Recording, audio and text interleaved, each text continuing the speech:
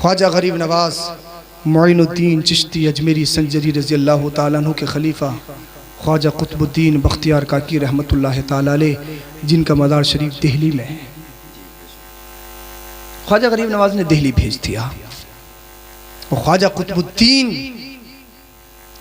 اس اعلیٰ ہمت، اس شخصیت، اس عبقری عظیم ذات کا نام ہے کہ اس وقت بادشاہ شمس الدین التمش دہلی کا بادشاہ تھا۔ کیا؟ شمس الدین التمش، مجھ سے فرمائش کی گئی ہے، میں سنا رہا ہوں آپ کو، بات ختم کر رہا ہوں۔ شمس الدین التمش جب خواجہ قطب الدین سے ملنے کے لیے گئے، خواجہ قطب الدین سے ملنے کے لیے گئے بادشاہ، اللہ والوں سے بادشاہ ملنے جاتے ہیں، بے شک، سبحان اللہ، سبحان اللہ۔ اللہ والوں کو بادشاہوں کی ضرورت نہیں، بادشاہوں کو اللہ والوں کی ضرورت ہے، بے شک، بے شک، سبحان اللہ، سبحان اللہ۔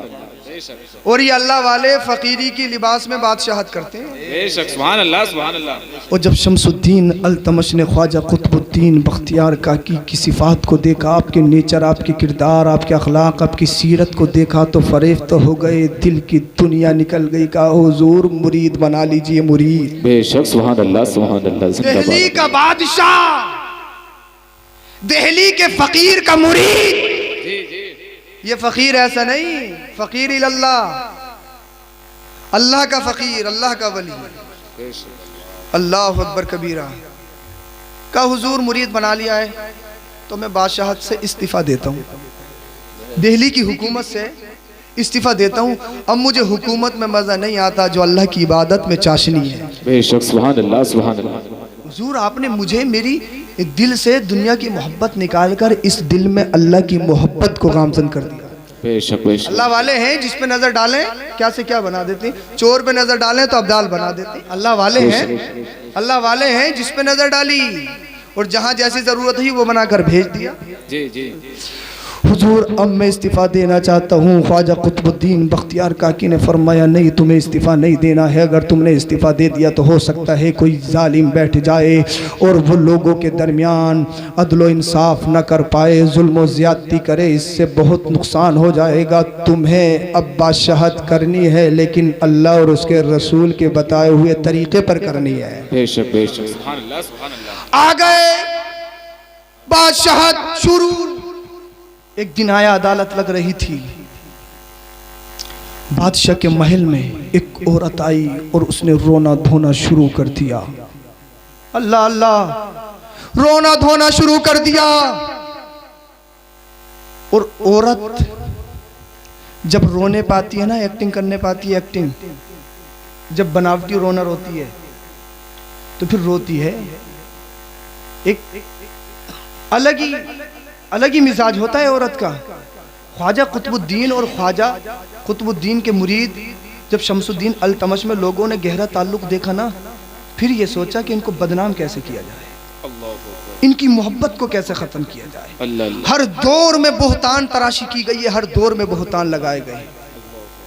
ایک طائفہ کو خریدا، ایک عورت کو خریدا، کچھ لوگ داڑھی والے خریدے گئے، داڑھی والے بھی بکتے ہیں داڑھی والے بھی۔ اللہ کرے ہمیں ایسا داڑھی والا بنائے جو کبھی نہ بکیں، بکیں تو اللہ کے رسول کے نام پر بکیں۔ بے شک، سبحان اللہ، سبحان اللہ۔ آمین کہو، آمین کہو۔ اللہ اللہ، خواجہ قطب الدین کو بدنام کرنے کی سازش رچ لی گئی، کس طرح بادشاہ اور خواجہ کا کانٹیکٹ ختم کروایا جائے۔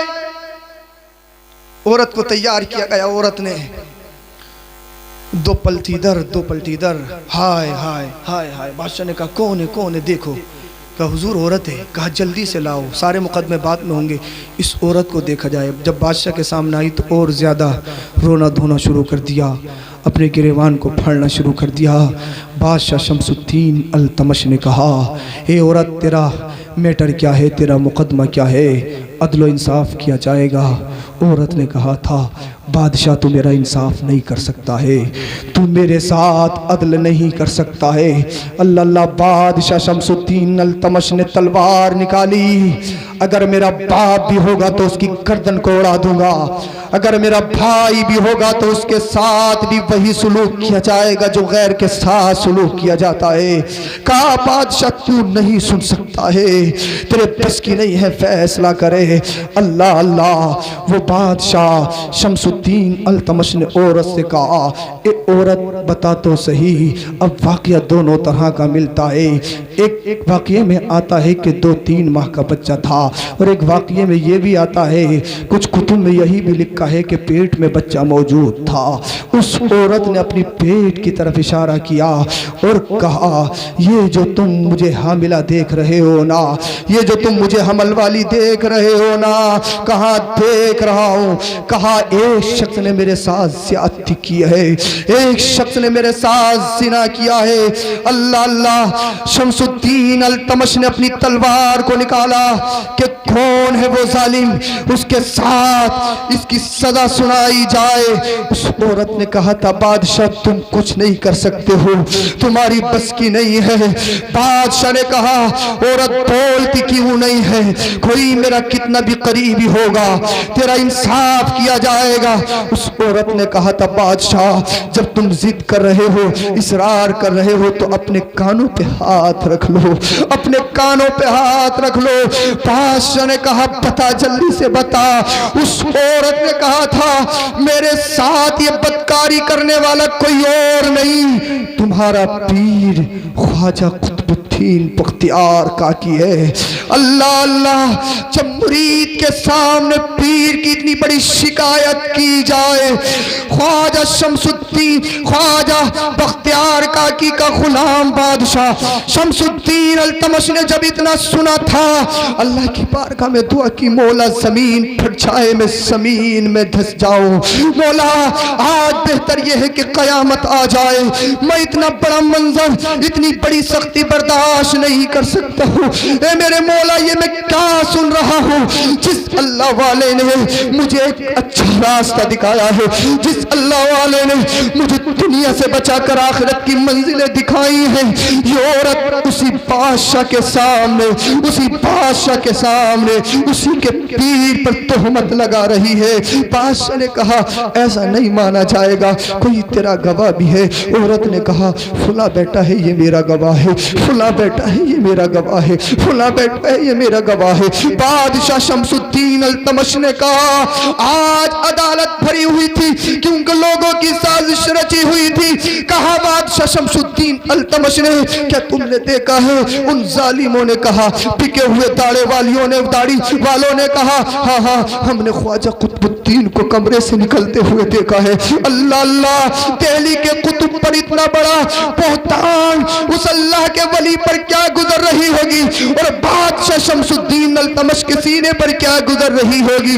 اللہ اللہ، کہا گیا، مجھے بادشاہ شمس الدین التمش نے کہا، مجھے ایک دن کا وقت دے دیا جائے، مجھے ایک دن کا وقت دے دیا جائے، آج عدالت ملتوی کی جاتی ہے، کل فیصلہ ہوگا۔ اللہ اللہ، شمس الدین کہہ رہے ہیں، کیسے بلاؤں گا اپنے پیر کو، کیسے یہ قصہ سناؤں گا اپنے پیر کو؟ لیکن تمہیں معلوم ہے نا دوستو، اچھائی اتنی جلدی نہیں پھیلتی ہے جتنی جلدی برائی پھیل جاتی ہے۔ اللہ اللہ، دہلی کی ہر گلی میں یہی ذکر ہو رہا ہے، دہلی کے ہر چوراہے پہ یہی ذکر ہو رہا ہے۔ قطب الدین تو بہت بڑا اللہ کا ولی بنتا تھا، آج یہ عورت کیا کہہ رہی ہے؟ اللہ اللہ، جب اللہ کے ولیوں پہ تہمت لگتی ہے، جب اللہ کے ولیوں پہ بہتان لگتا ہے، اللہ اللہ، ساری مخلوق کس قدر غمزدہ ہوتی ہے۔ اللہ اللہ، خبر پہنچتے پہنچتے خواجہ قطب الدین بختیار کاکی کو خبر پہنچ گئی۔ خواجہ قطب الدین بختیار کاکی آ گئے، اور جب بادشاہ نے دیکھا کہ میرے پیر و مرشد آ رہے ہیں، خواجہ قطب الدین کو دیکھ کر بادشاہ شمس الدین التمش کھڑا ہونے لگا۔ خواجہ قطب الدین نے کہا، اے بادشاہ شمس الدین التمش، آج میں پیر بن کے نہیں آ رہا ہوں، تیری بڑی عدالت کا مجرم بن کے آ رہا ہوں، تجھے آج فیصلہ کرنا ہوگا۔ اللہ اللہ، شمس الدین التمش کی آنکھوں میں آنسو ہے، خواجہ قطب الدین کی نگاہیں جھکی ہوئی ہے۔ آج خواجہ قطب الدین کے دامن پر جو دھبا لگا ہے، اس دھبے کو دیکھنے کے لیے دہلی کے اکثر لوگ عدالت میں موجود ہیں، یہ ظالم موجود ہیں۔ اللہ اللہ، لوگ سوچ رہے تھے آج اللہ والا بدنام ہو جائے گا، اسلام بدنام ہو جائے گا، مسلمان بدنام ہو جائیں گے۔ خواجہ قطب الدین نے عورت سے کہا، متوجہ ہو کر کہا، عورت کیا کہہ رہی ہے؟ کہنے لگی پہچانتے نہیں ہو؟ میرے پیٹ میں جو بچہ پل رہا ہے یہ تمہارا ہے، تمہارا۔ خواجہ قطب الدین نے کہا تیرا گواہ کیا ہے؟ کہا فلاں میرا گواہ ہے، فلاں میرا گواہ ہے، فلاں میرا گواہ ہے۔ خواجہ قطب الدین نے ان لوگوں سے کہا کیا تم گواہی دیتے ہو؟ کہا ہاں ہم گواہی دیتے ہیں، کیونکہ وہ تو پیسوں پہ بکے ہوئے تھے نا، وہ تو پیسوں کے بھکاری تھے۔ اللہ اللہ، خواجہ قطب الدین کی نگاہیں نیچے کو ہے، ہوٹوں پہ تالا لگ گیا۔ بادشاہ شمس الدین التمش نے کہا اے میرے پیر و مرشد، گواہی دو، گواہی، صفائی پیش کرو۔ خواجہ شمس الدین التمش نے کہا، خواجہ قطب الدین بختیار کاکی نے کہا کیا صفائی پیش کروں؟ اتنے میں اپنے دامن کو خواجہ غریب نواز معین الدین چشتی کی بارگاہ میں خواجہ قطب الدین نے اپنے ہاتھوں کو پھیلایا اور عرض کرتے ہیں میرے پیر، اے میرے آقا، اے میرے مولا، کیا تم نے اپنے غلام کو دہلی اسی دن کے لیے بھیجا تھا کہ تمہارا قطب الدین بدنام ہو جائے؟ یہ دہلی والے تمہارے قطب الدین کو زمین اور رسوا کرے۔ اے خواجہ معین الدین چشتی، اے میرے پیر و مرشد، تمہارا قطب الدین لوارث تو نہیں ہے، تمہارا قطب الدین تنہا تو نہیں ہے، تمہارا قطب الدین اکیلے تو نہیں ہے، میرا پیر میرے ساتھ ہے، میرا معین میرے ساتھ ہے، ہند کا راجہ میرے ساتھ ہے، خواجہ میرے ساتھ ہے، عطائے رسول میرے ساتھ ہے۔ اللہ اللہ، خواجہ غریب نواز معین الدین چشتی نے جب اپنے مرید کی اس آہ کو سنا، خواجہ قطب الدین کی آواز کو سنا، معین الدین چشتی اپنے مریدوں کے ساتھ، کچھ لوگوں کے ساتھ اجمیر شریف پر جلوہ گر ہے۔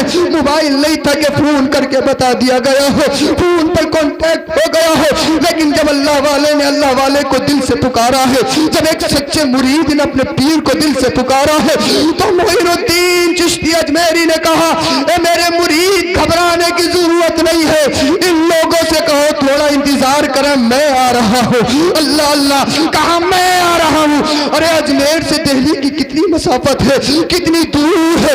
اس وقت پلانیں نہیں تھی، اس وقت فلائٹس نہیں تھی، اس وقت ایئر کنڈیشن گاڑیاں نہیں تھی کہ خواجہ غریب نواز فلائٹ آ گئے ہو۔ لوگوں نے دیکھا کچھ وقت کے بعد خواجہ غریب نواز معین الدین چشتی عدالت میں تشریف لے آئے ہیں، کیونکہ ایک سچے مرید نے اپنے پیر کو پکارا ہے، کیونکہ ایک سچے قطب الدین نے اپنے معین کو پکارا ہے، اور جب معین الدین چشتی کو پکارا جاتا ہے تو خواجہ غریب نواز معین الدین چشتی اس کی مدد کرتے ہیں۔ اللہ اللہ، جب بادشاہ شمس الدین التمش نے اپنے پیر کے پیر معین الدین چشتی کو دیکھا تو اپنے تخت سے اٹھنے لگے، اپنی کرسی حکومت سے اٹھنے لگے۔ میرے خواجہ نے فرمایا بادشاہ شمس الدین، آج ہمیں اپنے پیر کا پیر مت سمجھو، میں تو اپنے غلام کی صفائی پیش کرنے کے لیے آیا ہوں، میں تو اپنے غلام کو بچانے کے لیے آیا ہوں۔ اللہ اللہ، اب پورا دہلی جمع ہے، پوری عدالت کھچا کھچ بھری ہوئی ہے، ظالم سمجھ رہے ہیں